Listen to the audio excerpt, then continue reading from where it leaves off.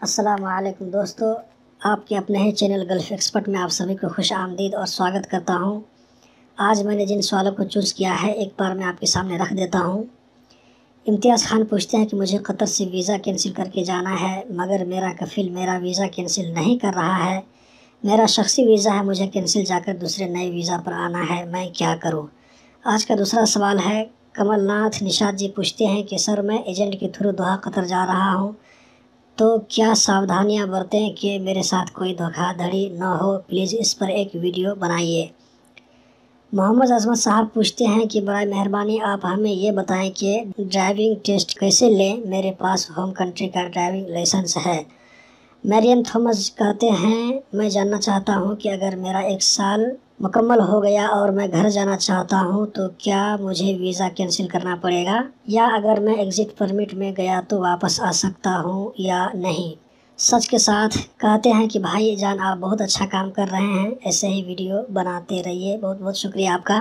GS official पूछते हैं कि अस्सलाम वालेकुम, क्या आप बता सकते हैं कि UK कार ड्राइविंग लाइसेंस अब कतर में डायरेक्ट चेंज हो जाता है या नहीं? तो ये थी आज के सवालात। दोस्तों मेरी जो अगली वीडियो आएगी उसमें आप लोगों को बताऊंगा कि ड्राइविंग लाइसेंस के लिए NOC कैसे बनाते हैं, वो भी ऑनलाइन करके दिखाऊंगा, तो उस वीडियो को देखना मत भूलें। अब हम चलेंगे जवाबात की तरफ, लेकिन उससे पहले एक छोटी सी रिक्वेस्ट है, वो ये कि अगर आप लोगों ने अभी तक इस चैनल को सब्सक्राइब नहीं किया है तो ज़रूर कर लें और घंटे के निशान को भी दबाएं। इतनी मेहनत से वीडियो बनाता हूं, उसके लिए एक लाइक तो ज़रूर बनता है, और अपने दोस्तों के साथ भी शेयर करें। अगर वीडियो अच्छी न लगे तो बेशक आप लाइक मत करें और कमेंट में बता दें कि क्या कमी रह गई है। इम्तियाज़ खान साहब कहते हैं कि मुझे कतर से वीज़ा कैंसिल करके जाना है, मगर मेरा कफ़ील मेरा वीज़ा कैंसिल नहीं कर रहा है। मेरा शख्सी वीज़ा है, मुझे कैंसिल करके दूसरे नए वीज़ा पर आना है, मैं क्या करूं? दोस्तों हम में से भी बहुत सारे भाई यही बात ज़रूर सोचते होंगे, लेकिन मैं आपके सामने अपना तजुर्बा रखता हूं, जो मैं यहाँ पर देख रहा हूं और सुन रहा हूं। शख्सी वीज़ा पर काम करने वालों का सबसे बड़ा मसला यही है कि उनका एग्रीमेंट नहीं बनता है, बल्कि कफ़ील बनाते ही नहीं हैं। अगर एग्रीमेंट बनाकर काम करें तो कतर का जो रूल है आप उससे पूरा फ़ायदा उठा सकते हैं।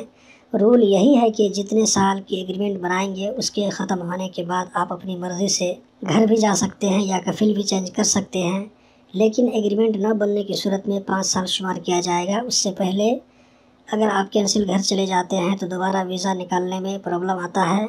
आप कमेंट में पढ़ सकते हैं, कई दोस्तों ने मुझसे कहा है कि 20 महीना हो गया, 16 महीना हो गया काम किया हूँ इधर कतर में, कैंसिल आने के बाद वीज़ा नहीं निकल रहा है।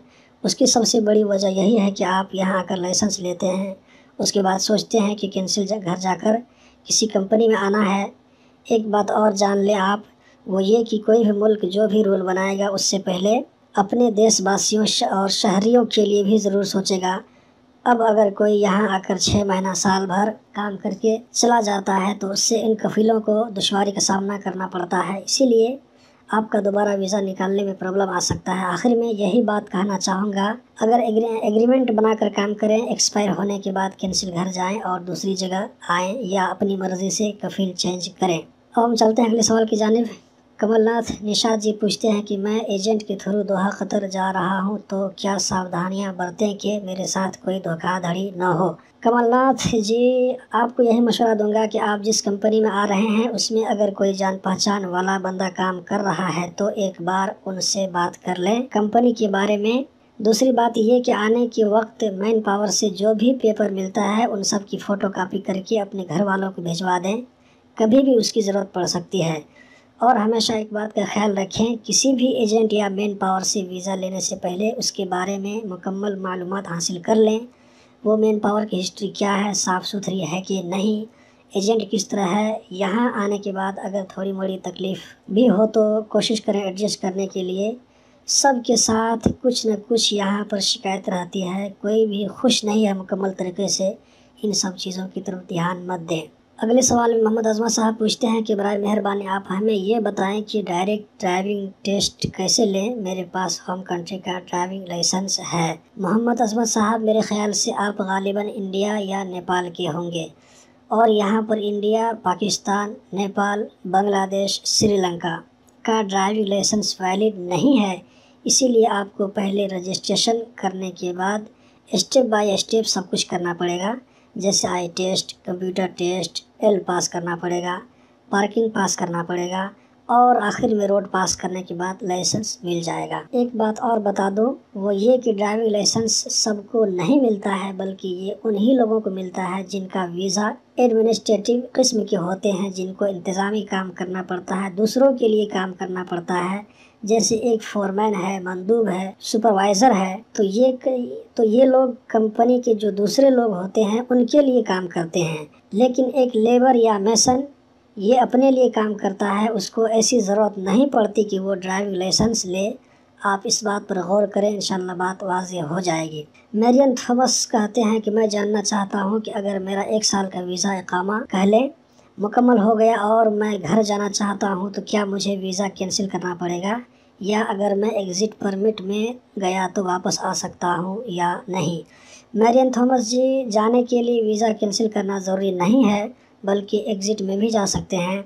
लेकिन कैंसिल करके जाने से वीज़ा निकालने में आसानी होती है। लेकिन अगर आप एग्ज़िट परमिट में जाते हैं तो दूसरा नया वीज़ा निकालने में प्रॉब्लम आ सकता है। इसीलिए कोशिश करें एग्रीमेंट के एक्सपायर होने के बाद कैंसिल जाएं, फिर वापस आने में कुछ मुश्किल नहीं है। आज का आखिरी सवाल GS ऑफिसर पूछते हैं कि अस्सलाम वालेकुम भाई, UK का ड्राइविंग लाइसेंस अब कतर में डायरेक्ट चेंज हो जाता है या नहीं? जी बिल्कुल चेंज हो जाता है। आप चाहें तो UK के लाइसेंस से 1 साल तक गाड़ी भी चला सकते हैं।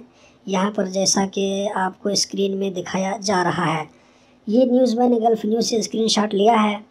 इसमें यह भी लिखा है कि UK, तुर्की, बोस्निया हेर्ज़ेगोविना, साउथ कोरिया, मलेशिया का लाइसेंस कतर में वैलिड है। आप उससे भी गाड़ी ड्राइव कर सकते हैं। तो दोस्तों, ये थी आज की वीडियो। अगर अच्छी लगी तो चैनल को ज़रूर सब्सक्राइब कर दें। आइंदा वीडियो में ये बताऊंगा कि ड्राइविंग के लिए NOC कैसे बनाते हैं, देखना मत भूलें। दोस्तों, इतनी मेहनत से आपके लिए वीडियो बनाता हूँ, एक लाइक तो बनता ही है। कमेंट में अपनी राय ज़रूर लिखें ताकि मुझे पता चल सके कि मेरी मेहनत बेकार नहीं जा रही है। तो मिलते हैं अगली वीडियो में। अपना ख्याल रखें, अपने दोस्तों का ख्याल रखें, अपने घर वालों का ख्याल रखें। अल्लाह हाफिज़।